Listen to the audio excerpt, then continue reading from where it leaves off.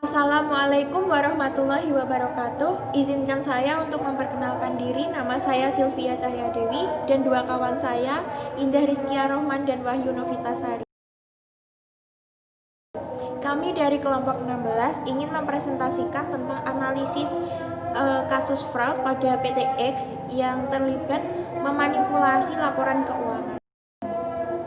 PTX adalah perusahaan BUMN yang bergerak di bidang jasa konstruksi. PTX memanipulasi laporan keuangan tahun 2005 hingga 2008. Terbukti melakukan tindakan kecurangan penggelembungan aset atau kelebihan pencatatan laba bersih yang dilakukan oleh direksinya. Kasus tersebut baru diketahui setelah dilakukan audit ulang oleh Badan Pengawasan Keuangan dan Pembangunan atau BPKP sesuai dengan permintaan Menteri BUMN. Seiring dengan pergantian direksi dalam rangka mempersiapkan perusahaan tersebut untuk initial public offering atau IPO atau penawaran umum saham perdana. Dari proses pengauditan ulang yang dilakukan oleh BPKP terjadi kelebihan dan kekurangan pencatatan pendapatan dan beban yang terbawa hingga tahun 2008. Rinciannya adalah sebagai berikut yang sudah tertera di PPT ya.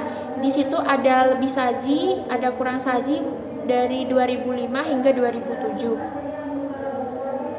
Untuk penyelesaian kasus ini, Kementerian BUMN menonaktifkan 3 direksi yang terlibat dalam kasus tersebut, yaitu Umar TA, Bambang Marsono, dan Kiming Marsono. Kementerian Keuangan membekukan izin KAP yang terlibat. Nama saya Indah Rizkia Rohman, NIM 72114181129. Sini saya akan menjelaskan keterkaitan antara teori audit kepatuhan dengan analisis kasus PTX. Yang pertama yaitu otoritas. Otoritas adalah arahan dan panduan yang dikeluarkan oleh badan sektor publik dengan kekuatan yang disediakan. Yang dengan panduan tersebut diharapkan perusahaan yang diaudit mampu untuk mematuhinya. Otoritas mencakup hukum, aturan, kebijakan dari organisasi. Dalam kasus PTX telah melanggar peraturan atau otoritas yang telah ada. Pihak yang terlibat yaitu direksi telah melanggar UU PT pasal 97 ayat 2 yang menyatakan bahwa setiap anggota direksi wajib dengan etikat baik dan penuh tanggung jawab menjalankan tugas untuk kepentingan dan usaha perseroan. Pernyataan tersebut memberikan pemahaman bahwa apabila anggota direksi lalai atau bersalah tidak menjalankan tugas dan kewajibannya, maka harus bertanggung jawab secara pribadi. Hal tersebut sesuai dengan kasus PTX, yaitu Kementerian BUMN telah menonaktifkan direksi yang terlibat dalam kasus PTX sebagai konsekuensi atas perbuatannya. Tidak hanya direktur, auditor juga melanggar peraturan paragraf A14 SPAP SA 200 dan seksi 130 tentang kode etik profesi akuntan publik. Yang selanjutnya yaitu professional judgment dan professional skepticism. Dalam mengaudit, auditor harus memegang teguh prinsip professional judgment dan professional skepticism. Professional judgment yaitu suatu proses yang digunakan untuk mencapai kesimpulan yang masuk akal berdasarkan fakta yang relevan dan keadaan yang tersedia. Sedangkan skeptisme profesional yaitu sikap auditor yang mencakup pikiran yang selalu mempertanyakan dan mengevaluasi bukti secara kritis. Dalam kasus PTX, auditor tidak menjalankan prinsip professional judgment dan professional skepticism karena auditor dan KAP membantu PTX untuk memanipulasi laporan keuangannya yang disebabkan karena adanya kedekatan antara auditor dan KAP kepada PTX. Dengan banyaknya kasus manipulasi laporan keuangan yang disebabkan adanya kedekatan antara auditor dan perusahaan yang diaudit, maka Kementerian Keuangan mengeluarkan Peraturan Menteri Keuangan Nomor 17 PMK 01/2008 yang mengatur tentang pengaturan masa kerjasama antara auditor KAP terhadap audit.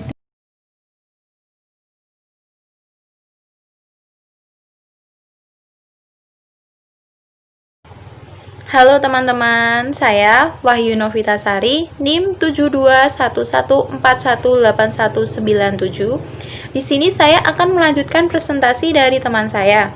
Saya akan menjelaskan bagaimana mengumpulkan dan mengevaluasi bukti audit terhadap PTX. Yang pertama, apa sih bukti audit itu? Bukti audit adalah suatu informasi yang digunakan auditor untuk menentukan sebuah kesimpulan atau sebuah opini. Setelah itu, kita juga harus mengetahui bagaimana teknik pengumpulan bukti audit.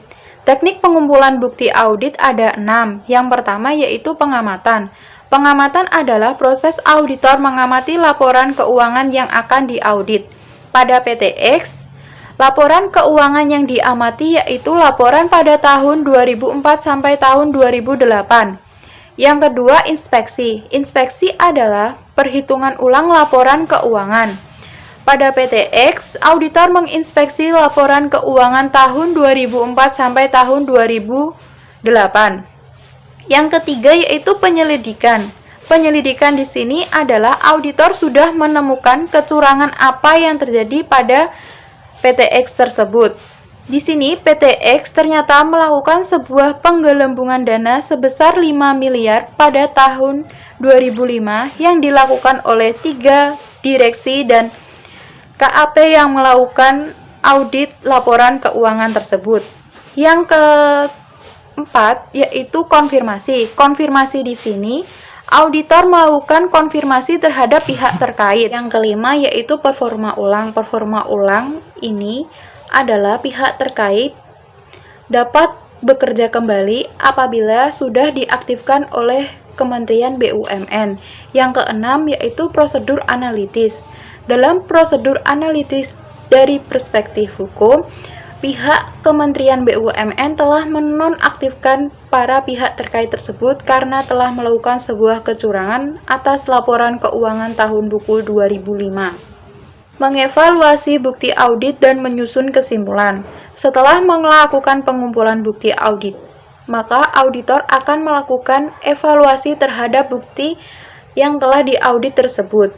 Auditor mengevaluasi bukti audit yang diperoleh dan menentukan apakah bukti audit tersebut cukup dan tepat untuk mengurangi resiko audit pada tingkat rendah yang dapat diterima.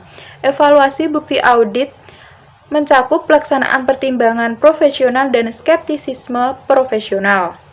Kembali lagi dengan saya, di sini saya akan melanjutkan presentasi dari kawan saya. Selanjutnya yaitu melaporkan audit kepatuhan.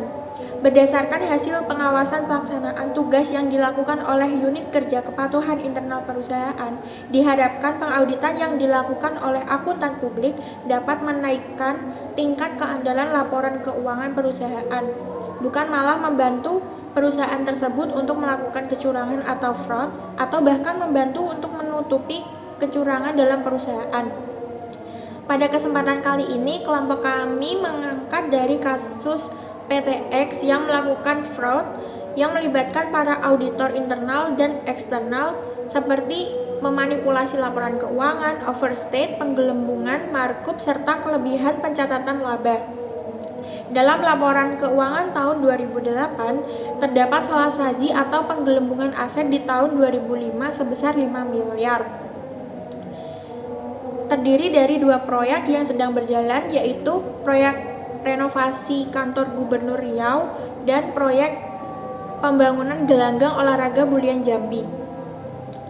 Tahun 2005, nilai aset PTX ini adalah 1,6 triliun. Dan nilai yang diduga digelembungkan oleh manajemen pada tahun 2005 adalah sebesar 5 miliar atau sebesar 0,3 dari nilai aset tersebut. Yang selanjutnya yaitu strategi penerapan audit kepatuhan. Diharapkan dengan adanya strategi penerapan audit kepatuhan ini dapat memastikan bahwa seluruh komponen perusahaan nantinya mampu berjalan dengan semestinya, demi mencapai tujuan dan sasaran perusahaan secara efisien dan efektif. Yang pertama, terdapat membangun culture perusahaan yang baik dengan mengutamakan integritas, etika profesi, dan kepatuhan pada seluruh aturan, baik itu internal maupun eksternal, khususnya tentang otorisasi. Yang kedua, mendahulukan kepentingan publik daripada kepentingan pribadi. Jadi di sini kita dituntut untuk tidak egoisme. Yang ketiga, dalam merekrut karyawan harus memilih yang berintegritas dan memiliki moral yang baik, dan pentingnya integritas yang baik bagi kelangsungan perusahaan tersebut.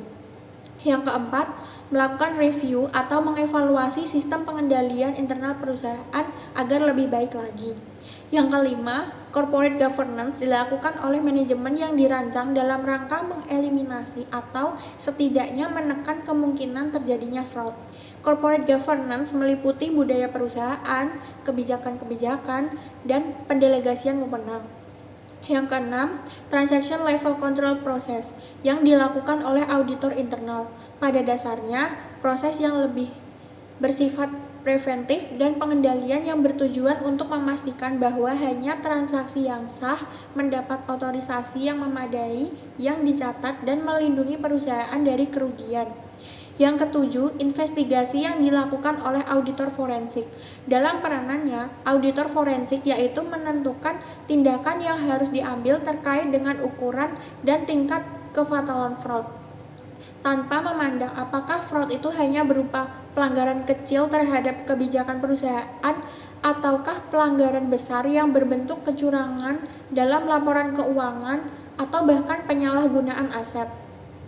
Yang kedelapan, penyusunan standar yang jelas mengenai siapa saja yang pantas menjadi yang baik untuk menduduki jabatan atau fungsional maupun struktural ataupun posisi tertentu yang dianggap strategis dan kritis. Yang kesembilan, melakukan tes kompetensi dan kemampuan untuk mencapai suatu jabatan tertentu dengan adil dan terbuka.